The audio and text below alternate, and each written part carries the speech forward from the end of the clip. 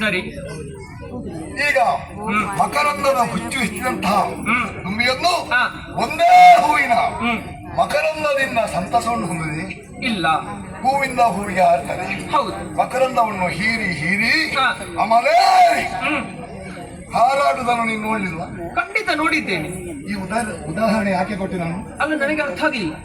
ಗಂಡು ಅಂದರೆ ದುಂಬಿಯ ಹಾಗೆ, ದುಂಬಿಯ ಹಾಗೆ, ಹೆಣ್ಣು ಅಂದರೆ ಹೂವಿನ ಹಾಗೆ. ಹೂವಿನ ಹಾಗೆ ಹಾಗೆ ಹೂವಿಂದ ಹೂವಿಗೆ ಹಾರುತ್ತಾ ಪುಷ್ಪಾಂತರದ ರುಚಿ ಭಿನ್ನತೆಯನ್ನು ಕಾಣುತ್ತಾ ಸಂತೋಷವನ್ನು ಹೊಂದುತ್ತದೆ.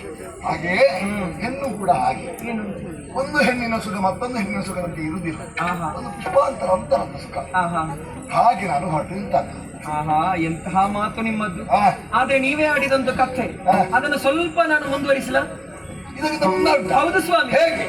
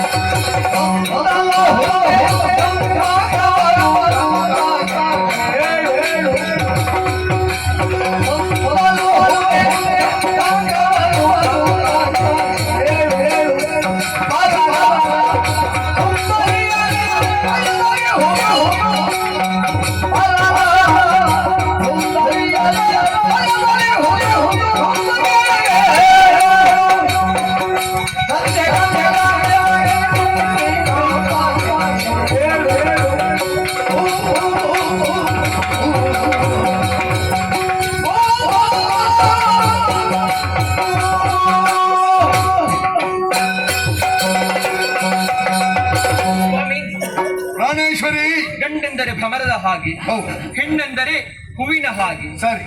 ಹಾಗಿದ್ರೆ ಆ ಭ್ರಮರ ಮಧುವನ್ನು ಅರಸುತ್ತಾ ಒಂದು ಹೂವಿನಿಂದ ಒಂದು ಹೂವಿಗೆ ಹಾರುತ್ತಾ ಹೋಗಿರುತ್ತದೆ. ಮಧುಕರ ಪ್ರವೃತ್ತಿ ಹಾಗೆ, ಹೌದಲ್ವಾ? ಅದಕ್ಕೆ ಎಲ್ಲಿ ತೃಪ್ತಿ ಸಿಗ್ತದೋ ಆ ಕಡೆಗೆ ಅದು ಸಾಗುತ್ತದೆ, ಹೌದಲ್ವಾ? ಪ್ರಭು, ಒಂದು ವಿಚಾರ ಹೇಳಲಿ. ಏನು? ಈಗ ದುಂಬಿ ಹಾರುತ್ತಾ ಒಂದು ತಾವರೆಯ ಬಳಿ ಬಂದು ಕಮಲದಲ್ಲಿ ಅದು ಕುಳಿತು ಅದರ ಮಧುವನ್ನು ಹೀರುವುದಕ್ಕಾಗಿ ಹೋಗುತ್ತದೆ. ಮಧುವನ್ನು ಹೀರುತ್ತಾ ಹೀರುತ್ತಾ ಹೊತ್ತು ಸಂಜೆಯಾದದ್ದು ಅದಕ್ಕೆ ಗೊತ್ತೇ ಆಗುವುದಿಲ್ಲ. ಆ ಸಂದರ್ಭದಲ್ಲಿ ಆ ಕಮಲಕ್ಕೆ ಸಂಜೆಯ ಒಂದು ಗುಣ ಉಂಟು. ಏನು? ಬೆಳಿಗ್ಗೆ ಅದು ಅರಳುವುದು, ರಾತ್ರಿ ಅದು ಸಂಜೆ ಆಗುವಂತ ಸಂದರ್ಭದಲ್ಲಿ ಅದು ಮುದುಳು. ಈ ದುಂಬಿ ಆ ಕಮಲದ ಮಧುವನ್ನು ಹೀರುತ್ತಾ ಇರುತ್ತದೆ. ಕಮಲ ಹೊತ್ತಿಗೆ ಆಗುವಾಗ ಅದು ಮುದಿಡಿಕೊಳ್ಳುತ್ತದೆ, ಭ್ರಮರ ಬಂಧನ ಆಯ್ತಾ, ಉಸಿರುಗಟ್ಟು ಸಾಯ್ತದೆ. ಸಾಯ್ತದಲ್ವ ಸ್ವಾಮಿ?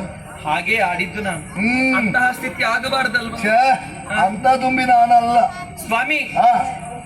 ಒಂದು ಭ್ರಮರ ಹೋಗಿ ಕೆಂಡ ಸಂಪಿಗೆಯನ್ನು ಬಯಸಿದ್ರೆ ಏನಾಗುತ್ತದೆ ಎಂಬಂತ ವಿಚಾರ ಗೊತ್ತಾ ನಿಮಗೆ? ಸದರ್ಶ.